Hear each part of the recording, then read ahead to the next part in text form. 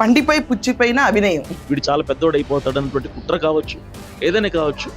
So ఏదైనా నన్ను ఇక్కడ నుంచి పాడేరు నియోజకవర్గం నుంచి తరిమేయాలని ప్రయత్నమే చేస్తున్నారు. ఈ కాన్స్పిరసీలో అతని పైన అటాక్ చేసి ఒక సింపతి రావచ్చు. ఆ సింపతిని రావడం కోసం అతను ఈ 4 ట్రైబల్స్ ని తీసుకుంటున్నారు. అది కూడా వాళ్ళని డబ్బులు పే చేశారు. పాస్టర్ అభినయ్ అసలు తన పాస్టరే కాదంట. పాస్టర్ అన్న పేరు చెప్పుకుని ప్రతి ఒక్కరి దగ్గర నేనేదో పెద్ద పీకేస్తాను అని చెప్పి సంచలనంగా రేపుతున్న కేసు పాస్టర్ అభినయ్ పైన జరిగిన దాడి.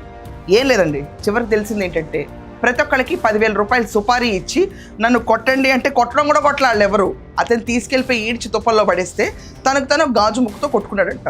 అంటే చిన్న చిన్న గాయాలు, పెద్దగా కొట్టుకునేంత ధైర్యం కూడా లేదు మరి ఈ క్యాండిడేట్కి.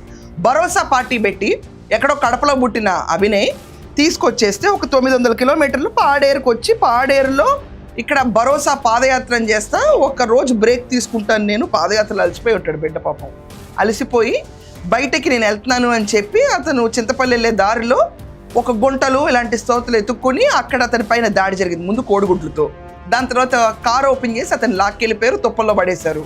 ఓ పెద్ద కేకలు పెట్టేశాడు, అరుపులు అరిచాడు. లోపల ఉన్నాళ్ళేమో వీడియోలు రికార్డ్ చేశారు. ఈ సారాంశం అందరికీ తెలిసింది. దీనివల్ల ఏమవుతుంది, నేషనల్ మీడియా మొత్తం ఫోకస్ చేయాలి. అమ్మో ఆంధ్రప్రదేశ్లో క్రిస్టియన్ల పైన దాడి జరుగుతుంది, మత విద్వేషం పెరగాలి అని చెప్పిన రీతిలో పర్ఫెక్ట్ స్కెచ్ చేసుకుని ముందుకు వచ్చిన ఒక పాస్టర్, ముందు ఒక యాక్టరు, తర్వాత పాస్టరు, తర్వాత పొలిటీషియన్. భరోసా పార్టీతో మొత్తం దేశాన్ని ఏకిపడేద్దాం అని డిసైడ్ అయ్యాడు.